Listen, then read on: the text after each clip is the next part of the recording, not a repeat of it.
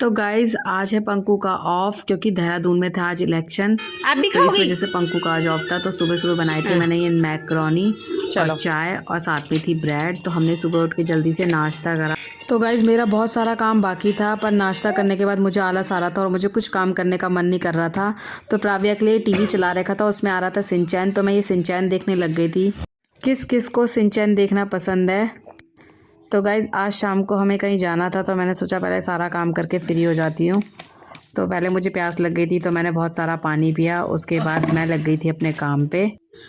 तो हमें जाना था आज शाम को पंकु के फ्रेंड के घर, तो उसकी तैयारी भी करनी थी। हमें उनके बेबी से मिलने जाना था, तो उसके लिए हमने ये एक छोटा सा गिफ्ट लिया था। तो मैं उसी गिफ्ट को सही से रख रही थी। गिफ्ट रखने के बाद प्राव्या के कुछ कपड़े फैले हुए थे जो कि थोड़े सर्दी के थे और कुछ गर्मी के थे। तो गाइज़ मैंने सोचा इन्हें सही से रख देती हूँ।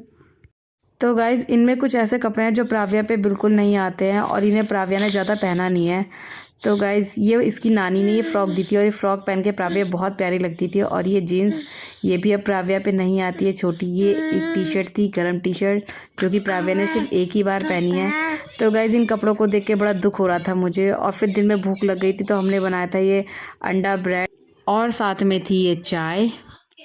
तो गाइज़ अब 4 बज चुके थे और पंकु ने बोला था कि जल्दी से हम लोग तैयार हो जाते हैं क्योंकि हमें 4:30 बजे निकलना था। तो सबसे पहले मैंने प्राव्या को तैयार करा और उसके बाद मैं भी तैयार हो गई थी और हम घर से निकल चुके थे।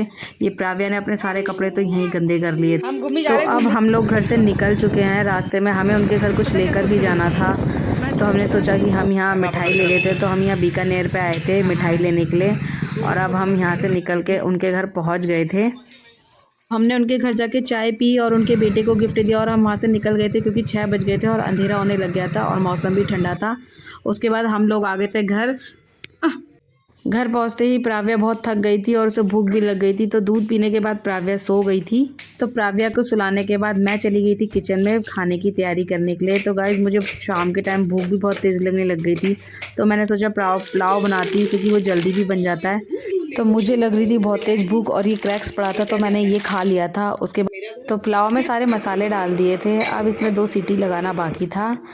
तो गाइस क्रैक्स ख़त्म हो गए थे और उसके बाद अभी भी मुझे भूख लग रही थी। इस डब्बे में थोड़े से बिस्किट पड़े थे, तो मैंने सोचा जब तक कि मैं बिस्किट ही खा लेती हूँ।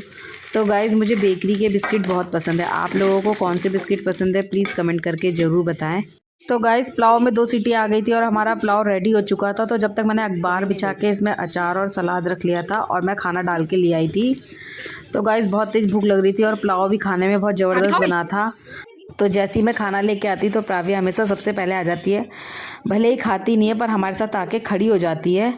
गाइस खाना खाने के बाद अब थी बारी किचन साफ़ करनी। किचन बहुत गंदा हो गया था। किचन क्लीन करने के बाद मैं चली गई थी बाहर वॉक पे, क्योंकि मैं रोज़ खाना खाने के बाद 1 घंटा बाहर वॉक करती हूँ। करने के बाद अब आ गई थी मैं घर के अंदर और घर के अंदर आने से पहले ये कपड़ों का स्टैंड भी मुझे अंदर करना था, क्योंकि मम्मी बोलती है सोने से पहले बच्चों की कोई भी चीज़ घर के बाहर नहीं छोड़नी चाहिए। गाइस अब है बारी सोने की। तो गाइस वहाँ से आने के बाद मैंने प्राव्या के कपड़े चेंज नहीं करे थे, क्योंकि उसकी नानी को वीडियो कॉल करके दिखाना था कि मैं प्राव्या को कैसे तैयार करके लेके गई थी।